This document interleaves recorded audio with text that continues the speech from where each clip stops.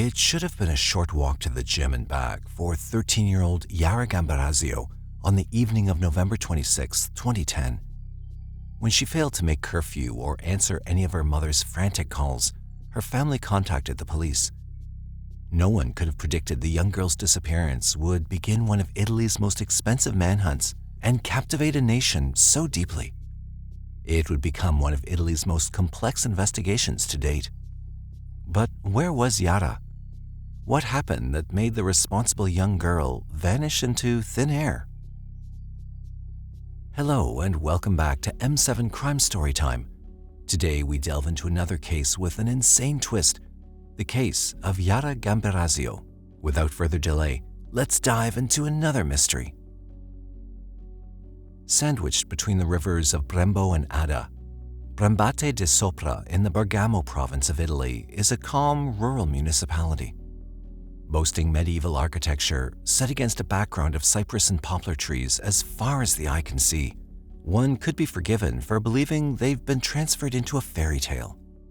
The close-knit community is filled with people that are welcoming but also private in nature. It's a family town that places great stock in peaceful living and tradition. The entire landscape is family-friendly and encourages an active outdoor lifestyle. One could get lost in the aura of natural beauty and the serenity of the town. But in 2010, the community of Brembate Di Sopra was thrown headfirst into a case that not only gripped the community, but the entire nation as well. This was the disappearance of Yara Gambirasio. Yara Gambirasio was born on May 21, 1997, to parents Fluvio and Mora Gambirasio. She was raised alongside her older sister Keba and two younger brothers Nathan and Giole. Her father worked on construction sites as an architect across the Bergamo province, while her mother was a school teacher at a local school.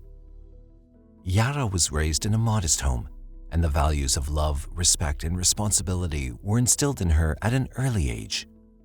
As the years passed and Yara grew, she began to embody the traditions her parents passed down to their 4 children. While growing up, Yara began taking an interest in rhythmic gymnastics and was part of the school team. They often trained at the local sports center that was about 700 meters from their family home. At the end of November 2010, 13-year-old Yara was looking forward to the following Sunday, December 5th, as she and her team were competing in a regional gymnastics competition. On the Friday evening of November 26, 2010, Yara left home at 5:15 p.m. and promised her mother that she'd be back in time for supper by 6:45 p.m. She'd taken a stereo from home to lend to her gym instructor, Silvia Brenna, before walking the usual route to the sports center. While there, she did some light training in preparation for the upcoming gymnastics competition. She then left around 6:44 p.m. and began making her way home as promised. Yara, however, never returned home. Mora watched as the clock ticked by, and by 7 p.m., Yara had still not returned from the gym. Growing increasingly worried, Mora and her husband Fluvio tried to reason that maybe their daughter had just gotten distracted and forgot the time. At around 7:11 p.m., Mora tried to call Yara's phone, but it went straight to voicemail. This was uncharacteristic behavior for Yara. They called the gym instructor, who said that Yara had left over half an hour ago. This sent Yara's parents into a state of panic, and both Fluvio and Mora went out on the streets to look for her, but there was nothing. By 7:30 p.m., they were convinced something bad had happened and called the police to report Yara missing. Letizia Ruggeri was the magistrate on duty, and she took on the case immediately. Within minutes of taking the call, she dispatched both state police and the Carabinieri, the military police, to begin the search. The first thing police did was retrace the steps of Yara. A few people who were interviewed said they saw Yara talking to 2 men near a red car in the parking lot, but this lead fizzled out quickly. The community joined in, and hundreds of people participated in a search that lasted the entire night, despite the cold autumn weather. There was just no trace of Yara. Ruggeri had been working from her office in the meantime. She'd been able to procure Yara's cell phone records and bloodhounds that were going to be used to track Yara's scent within the week. By now, the media had gotten wind of the situation in Brembate Di Sopra and were starting to swarm the area, latching onto every bit of information. As the week dragged on and police sifted through what information they had, Ruggeri and her team questioned the Gambirasio family. Their line of questioning focused on anything that could have happened at home that triggered Yara and caused her to possibly run away. They learned nothing useful. Ruggeri then proposed an elaborate plan to have wiretaps put on hundreds of phones in the region, including that of the Gambirasio family home. This was in the hope of hearing some incriminating information that could lead to Yara's abductor. The team also tried to trace the nearly 15,000 phones that passed through the town on the day of November 26, 2010. Having searched through Yara's cell phone records, they discovered that she had sent a text message to a friend at 6:44 p.m. The text confirmed a meeting time for them to travel to the gymnastics competition the following Sunday. It was immediately ruled out that Yara disappeared voluntarily, as she'd been making plans for the next week. This was further backed up by the recordings of the wiretaps placed in Yara's home. The family had a strong bond and no dark secrets or history of discord that would cause Yara to run away from home.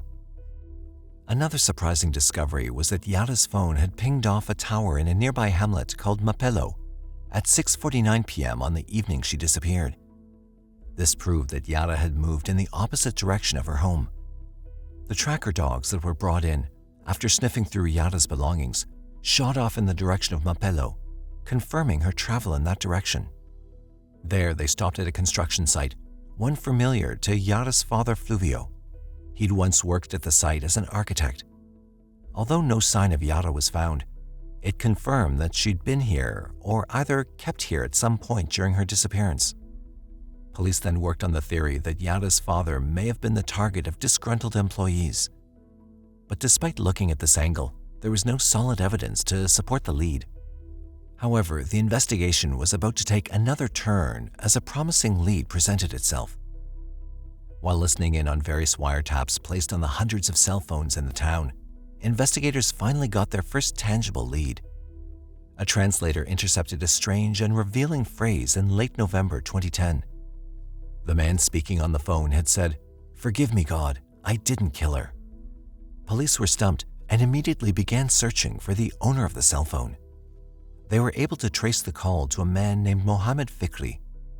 After putting together the pieces, they discovered that Fikri was a Moroccan man living in the Bergamo province. But that was only the beginning of their discovery. He was also a construction worker at the site in Mapello, the same one that the tracker dogs had led police to. But it had almost been too late. By the time police discovered his whereabouts, Fikri had already boarded a ferry to Tangiers. On December 4, 2010, Italian authorities were able to intercept the boat and arrested Fikri for the abduction of Yara.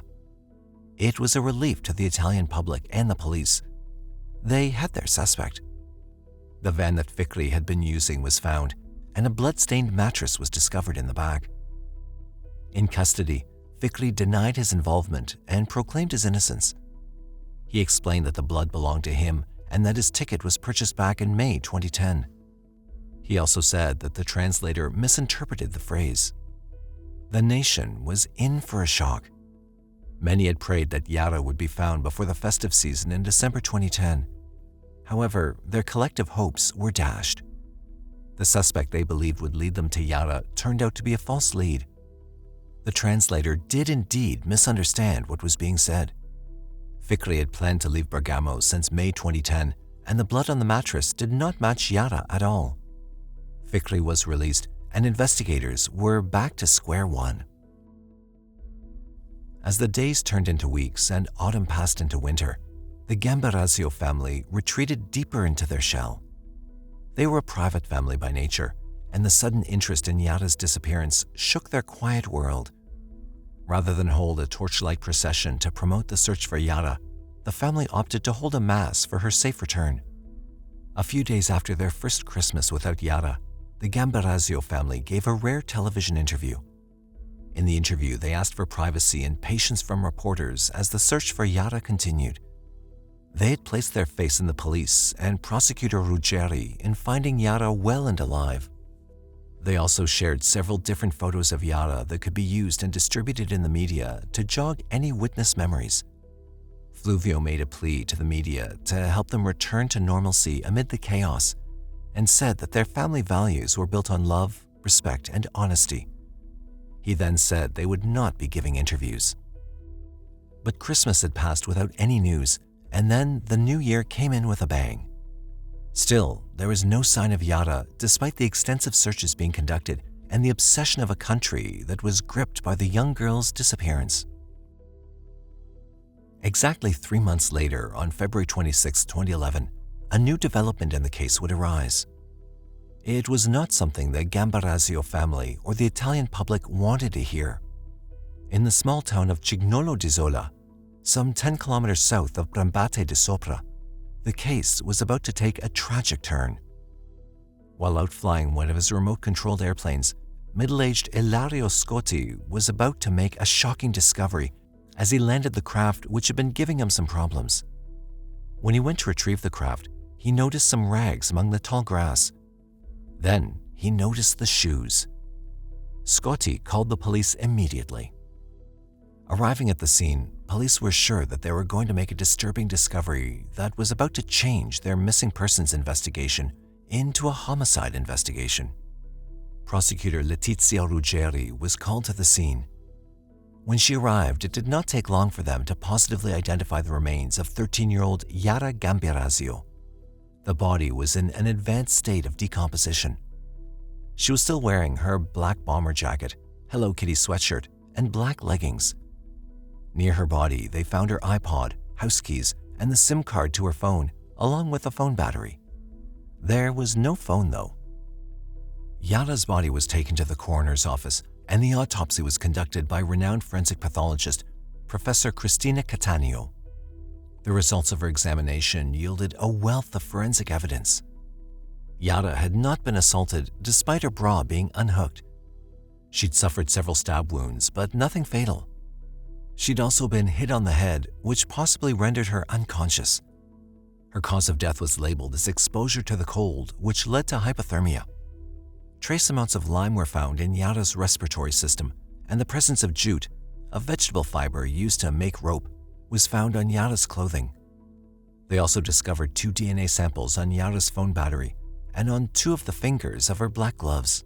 The DNA samples, though, did not provide any matches. What Professor Cattaneo could provide was that whoever was responsible for the abduction and murder of Yara had worked in the construction industry due to the trace amounts of lime and jute from the crime scene.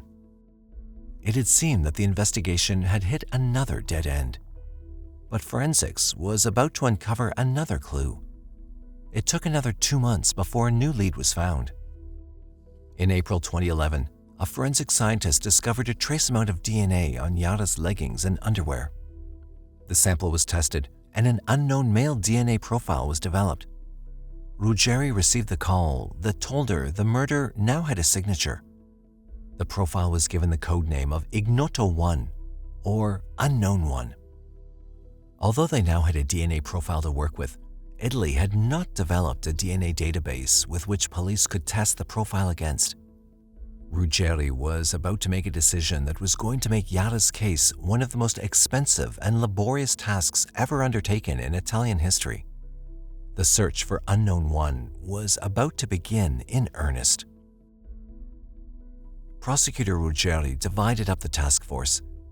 The local police were tasked with collecting DNA samples from family members, friends of the family and Yara, and everyone at the gym. The military police were tasked with tracking down all the phone users who had moved between Brembate Di Sopra to Cignolo di Zola. Thereafter, they were to track down each individual and collect their DNA samples for testing. Ruggeri then turned to the area where Yara's body was discovered and tasked another team with tracking down the list of members who frequented the nightclub Sabi Mobili. The nightclub had a reputation for violence, and Ruggeri was sure the person responsible for killing Yara may have either frequented the club or known the place well enough to leave her body there. By the end of the campaign, the police had amassed over 15,000 DNA samples. Geneticists from Parma, Pavia, and Rome worked tirelessly to transform the simple DNA samples into something investigators could work with in order to find the elusive unknown one. As April dragged into May and the days grew hotter, the search for a DNA match grew wider. Yara's family and close friends were cleared after their samples did not match the profile. The investigation continued, and Yara's body was released to her family. On May 28, 2011, 6 months after Yara's disappearance, large crowds of onlookers lined the streets as Yara's white coffin was transported by hearse to the sports center where she'd spent countless hours training. The crowds watched on a big screen set up outside the sports center as the Gambirasio family said their final emotional goodbyes. President of the Republic, Giorgio Napolitano, also sent his condolences to the family, and the recording was broadcast at the funeral.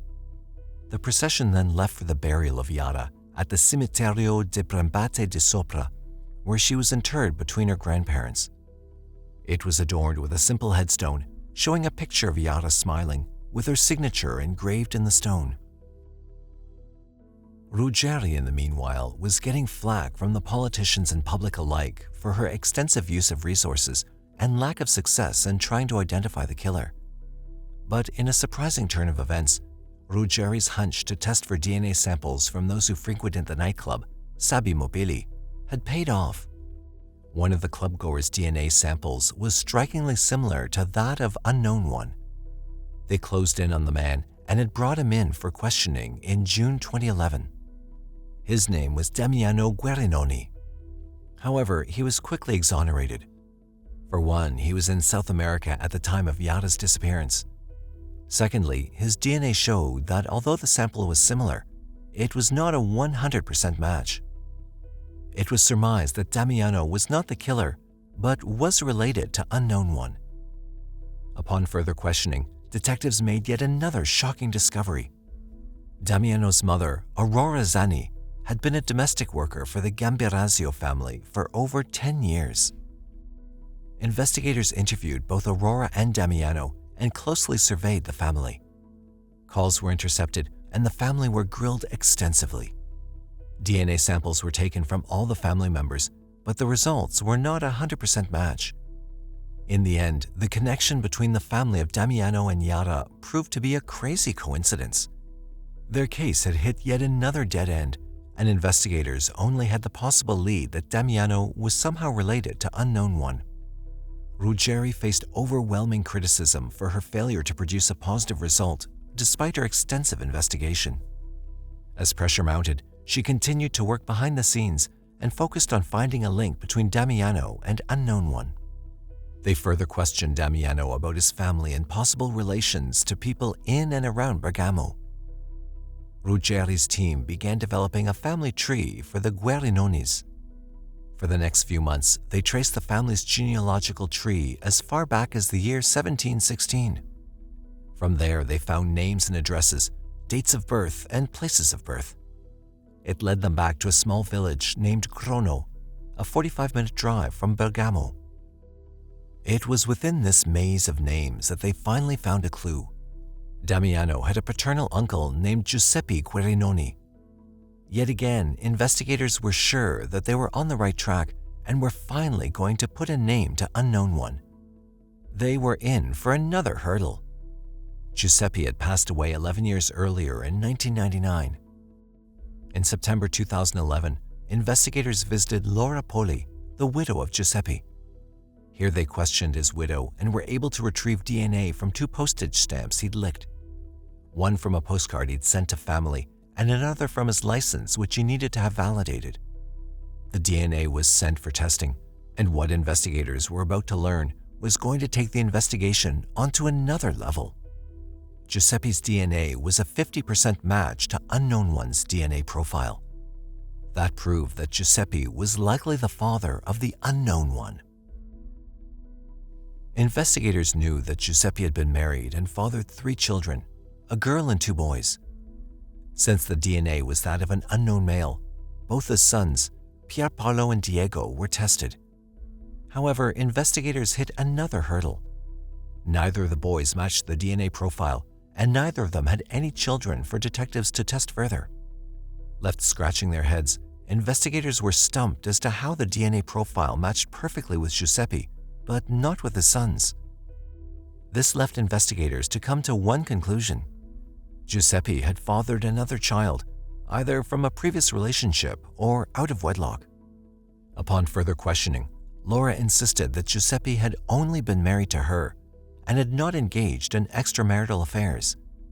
But investigators did not take her word for it and began looking into Giuseppe's past. It was a battle of wills for investigators. The people of the region were private and did not entertain the possibility of affairs within the area. But interviews with those who knew Giuseppe and worked with him proved that he was a known ladies' man, and there was a possibility he could have fathered another child. The investigation was about to unearth some well-hidden secrets that had long ago been buried. They looked into the life of Giuseppe Guarinoni. From 1960, Giuseppe was known to frequent a spa resort south of Milan without his wife for 2 weeks every May. Ruggeri's team tracked the records of the spa and searched for women who were single mothers. They also scoured through various orphanages in the area and began DNA testing on suspected children of Giuseppe. These tests, however, came up empty-handed. When this failed, they then turned to the possibility that the woman they were looking for may have been married and raised the children without telling her husband of her infidelity. The investigation was kept under tight wraps as it was becoming highly sensitive given the angle that they were now looking at. Marshal Giovanni Mosserini, who was Ruggeri's right-hand man in the investigation, began following up on his own leads. The Gambirasio family had also in the meantime hired their own geneticist to investigate and provide them with details and explanations of the case. He was able to exhume and retrieve DNA from the remains of Giuseppe that yet again proved that he was the father of unknown one, but with a stronger sample. By March 2013, the investigation had reached a heated climax. The press got wind of the investigation, and it became known that Giuseppe had fathered a child out of wedlock. The exhumed remains and DNA extracted proved undoubtedly that Giuseppe was the father of unknown one. It was an unexpected twist for Giuseppe's family to discover he had been unfaithful. But yet another family was about to become embroiled in an already complicated investigation. In June 2014, Marshal Mosserino brought forward new evidence that blew the case wide open. His dogged detective work led him through interviews with various people, including former co-workers at the bus company. One of Mosserino's sources whispered a name, and when investigators delved further, they discovered that the woman was Esther Arzuffi. She'd been a neighbor of Giuseppe in Ponte Selva in the late 1960s and early 1970s. A quick cross-check of DNA testing showed investigators that they had already swabbed and collected DNA from Esther in July 2012. But a further check showed that Esther's DNA had been tested against Yara's DNA and not the unknown one in a laboratory mix-up. Esther's DNA was quickly tested, and investigators made a bombshell discovery. Esther Arzuffi was the mother of unknown one. Investigators met with and interviewed Esther Arzuffi. She denied having an affair and swore that her children were born from her husband, Gianni Bossetti. The already chaotic discovery was going to blow open another dark secret. All 3 of Esther's children were not born of the same father. Her youngest son's DNA proved not to be a match to either Giuseppe or Gianni. The next step was discovering who was the father of the 2 other children. They were a pair of twins, a boy and a girl. The girl was ruled out, but investigators looked into Esther's son, Massimo Giuseppe Bossetti. Ruggeri and her team looked into the background of Massimo Bossetti. He was a 42-year-old man who was married with 3 children. He lived in Mapello, near where Yara's phone last pinged off a cell phone tower. He also happened to work in the construction industry. According to DNA results, one of the key identifiers of unknown one was that he'd have light-colored eyes. Massimo was short, tanned, and had piercing blue eyes. He was also known around town for being someone who loved to party. Ruggeri had to move fast to get his DNA before the media caught wind of the investigation. They needed to act with haste and find a method that didn't look suspicious. On June 15, 2014, their plan came to life. Investigators set up a fake roadblock with police breathalyzing drivers. They watched as Massimo's car approached. This was probably going to be their only chance to get the DNA they needed. In order to have a fail-safe, they had to secure 2 workable samples. Confidently, Massimo took the test. When police told him the test kit was broken, he allowed them to do a second test. Massimo then drove off, unaware that he'd just sealed his own fate. Having got the samples, Ruggeri pushed for an overnight test, and the result was astonishing. It was a moment of triumph for investigators as they finally identified their suspect. Massimo Bossetti was the unknown one. Ruggeri did not move immediately to arrest Massimo. Instead, they monitored his movements. But fearing that news would leak and Massimo would become a flight risk, Ruggeri moved to arrest him on June 16, 2014. While Massimo remained in custody, investigators quickly began working on finding more evidence. Massimo seemed to have frequently hung around Yara's house. He often parked his car behind the sports center and ate at a pizzeria down the road from her family home. He also frequented a tanning salon that was near Yara's house. Investigators were about to discover an even more disturbing pattern. Massimo's internet searches revealed his perverted interests. They painted a picture of a man who had an obsession for young girls. His phone records also showed that he'd been present in Brembate Di Sopra on the evening of Yara's disappearance. His phone had been switched off from 5:45 p.m. until 7:34 a.m. the next morning. More damning evidence came in the form of CCTV footage from a local bank. It showed the white Iveco daily van Massimo used for work driving around the area on the night of Yara's disappearance. Forensic tests on the seat of the van proved that materials found on Yara's clothes matched the material found in Massimo's van interior. Massimo proclaimed his innocence from the very beginning. His trial began in July 2015 at the Court of Assize in Italy. Massimo's defense argued that the evidence found on Yara was caused by cross-contamination. Massimo alleged that his work tools had been stolen and the blood sample found on Yara's clothes may have come from one of his trowels, as he'd bled out on his tools after an injury at work.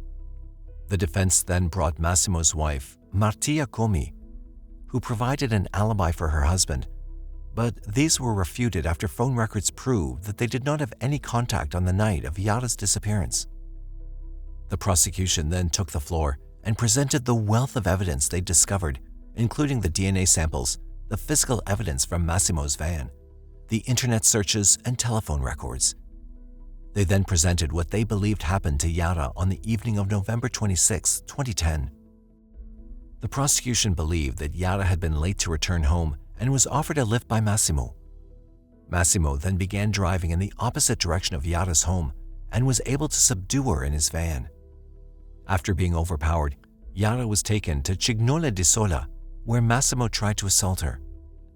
Yara then fought back, and Massimo acted in a panic and hit her over the head with a blunt object. He then abandoned her there, believing she was dead, and fled. Yara, in the meantime, was unable to move due to blood loss, which left her in a weakened state, and she eventually succumbed to hypothermia. Having heard both the defense and prosecution's arguments, the Court of Assize came to a decision on July 1, 2016, a year after the trial began. Massimo Bossetti was sentenced to life in prison for the murder of Yara Gambirasio. In July 2017, the Court of Assize of Appeals upheld the verdict. In October 2018, the Court of Cassation confirmed Massimo's life sentence. In November 2019, Massimo's defense team asked for a review of the DNA results. In March 2021, the request was rejected as there was no more DNA left to analyze. This led to prosecutor Letizia Ruggeri being accused of misdirection and trial fraud in December 2022. Massimo's defense believed that Ruggeri and her team needed to make him a scapegoat in the crime by planting evidence. She's since been under investigation while Massimo remains behind bars. Since the trial and imprisonment of Massimo Bossetti, his mother, Esther Arzuffi, has continued to deny her infidelity. The hate surrounding the family has affected his twin sister, who has been attacked twice. After the defense tried portraying Massimo as a family man, His marriage faced strain after two people came forward alleging to have had an affair with his wife Marita. The Gambirasio family has also felt the loss of Yara deeply. They've since sponsored a gymnastics trophy in Yara's name. Both Mora and Fluvio have turned away from the public eye, and Fluvio can often be seen looking over Yara's tombstone in the early evenings. The case of Yara Gambirasio is possibly one of the most twisted stories one would find out there. Too many coincidences and chance encounters eventually led to the discovery of a suspect who, to this day, still proclaims his innocence. That's why we ask you today about your thoughts on the case. Given the evidence and the manner in which the investigation played out, do you believe the authorities have found their killer, or is an innocent man behind bars? We'd love to hear from you. If there's a case you'd like us to cover, don't hesitate to drop your recommendations in the comment section below. And don't forget to like, share, and subscribe to our channel for more captivating true crime stories. Until next time, stay safe and keep your eyes peeled for the next mystery to unfold.